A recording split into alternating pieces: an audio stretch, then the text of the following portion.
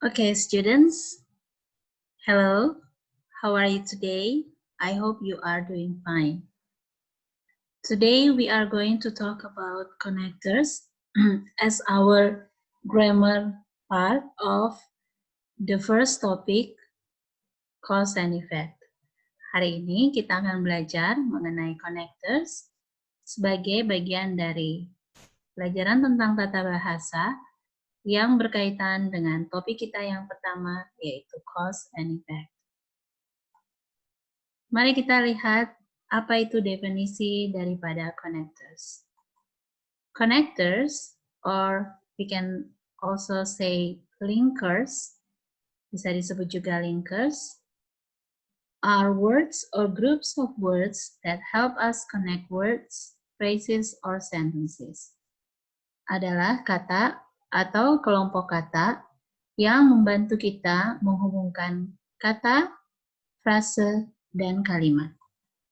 Biasanya kita menggunakan connectors itu to show contrast atau hal yang berlawanan, purpose menyatakan tujuan, sequence menyatakan urutan, and also to show cause and effect, dan juga yang menyatakan sebab akibat. Today we are going to focus on connectors that used to express cause and effect. Nah, look at these two sentences. Lihat dua kalimat ini. The library was closed. I had to cancel borrowing books. The first sentence, kalimat yang pertama, the library was closed. Dan kalimat yang kedua, I had to cancel borrowing books. The first sentence is the cause. The second sentence is the result. Perpustakaannya tutup, saya harus membatalkan meminjam buku. Kedua kalimat ini bisa kita jadikan menjadi satu kalimat dengan bantuan atau dengan menggunakan connectors.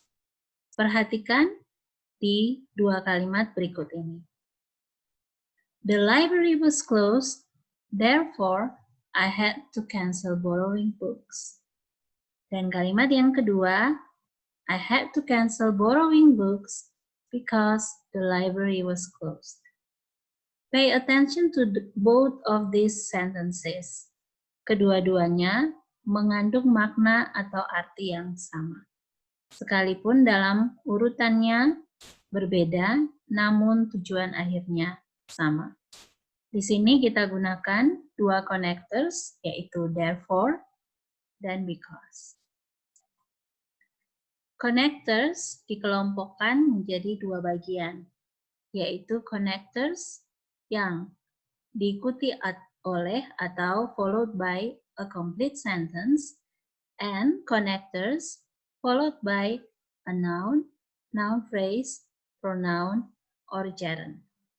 Jadi ada connectors yang diikuti oleh kalimat yang lengkap, tetapi ada pula connectors yang diikuti oleh kata benda, frase kata benda, pronoun atau kata ganti kata benda, dan gerund. Mari kita lihat satu persatu. Yang pertama, kita akan melihat connectors followed by a complete sentence. Apa saja kata-kata penghubung yang diikuti oleh kalimat lengkap? Di antaranya, because, biasanya followed by main clause, atau diikuti oleh kata klausa utama. Kemudian as, lebih bersifat kurang formal. Since, more formal. For, used in library text. Kalau kita perhatikan connectors ini memiliki arti-arti yang berbeda, namun dalam penggunaannya terkait dengan cause and effect adalah hampir sama. Mari kita perhatikan contoh-contoh kalimatnya. Perhatikan kata because dan for di sini. Yang pertama, because. Everyone loves to go to Natsepa Beach because it has beautiful view. For, I study diligently for I want to be a better person in the future. Perhatikan bahwa kedua kata penghubung ini, because dan for, sama-sama digunakan untuk menghubungkan dua kalimat. Contoh berikutnya dengan menggunakan as dan since. As he was very hungry, he ate all the food on the table. Karena dia sangat lapar, dia makan semua makanan di atas meja. Since you are lazy, you will get a bad score on your exam. Karena kamu malas, kamu akan mendapatkan nilai yang buruk dalam tesmu. Nah, as dan since ini selain digunakan sebagai connectors untuk menyatakan cause and effect, dapat juga digunakan sebagai kata penghubung dalam frase atau kalimat yang menggunakan waktu. Selanjutnya, sekarang kita akan perhatikan connectors followed by noun, noun phrases, pronoun, or gerund.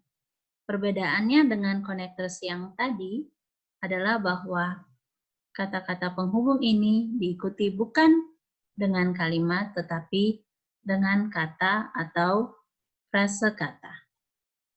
Contohnya ada because of, due to, owing to, on account of, dan thanks to. Mari perhatikan bersama kalimat-kalimat yang menggunakan connectors tadi. Because of, we have to learn online because of COVID-19. Perhatikan bahwa perbedaan antara because dan because of di sini sudah jelas. Kalau kita menggunakan because saja, berarti harus diikuti dengan klausa atau anak kalimat. Namun, kalau kita menggunakan because of, maka cukup diikuti oleh benda atau frase kata benda. Di sini, kata bendanya adalah coronavirus disease 19. Sekarang kita lihat due to dan owing to. Kedua connectors ini biasanya memiliki makna yang sama dan dapat digunakan secara bergantian dalam kalimat yang bertujuan yang sama. Perhatikan kedua kalimat berikut ini. The flight was delayed due to bad weather and the flight was delayed owing to bad weather. Sudah jelas bahwa kedua-dua kalimat ini memiliki makna yang sama meskipun menggunakan connectors yang berbeda. Penempatan kata dalam kalimatnya juga hampir sama. Penerbangan ditunda karena cuaca buruk. Selanjutnya, kita perhatikan perbandingan antara penggunaan because of dan on account of.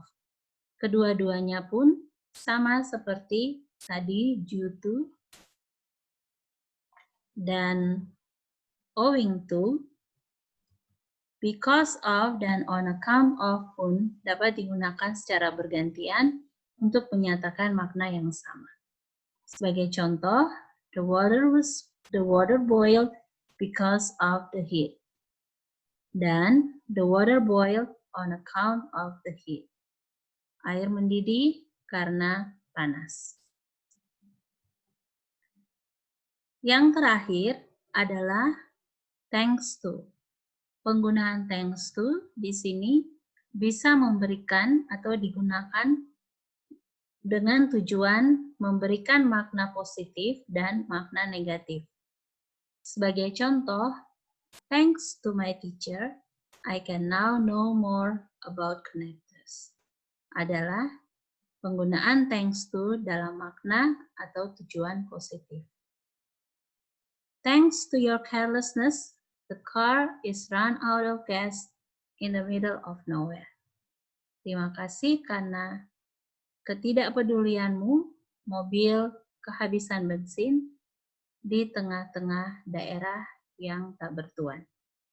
Nah, ini adalah contoh dari thanks to, baik yang bersifat positif maupun yang bersifat negatif. Okay, students, those are the explanations of connectors that you can use in expressing cause and effect.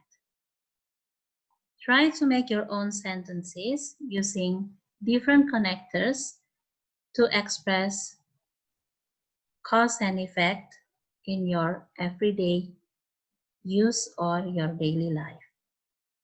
Thank you for your attention and see you on our next topic.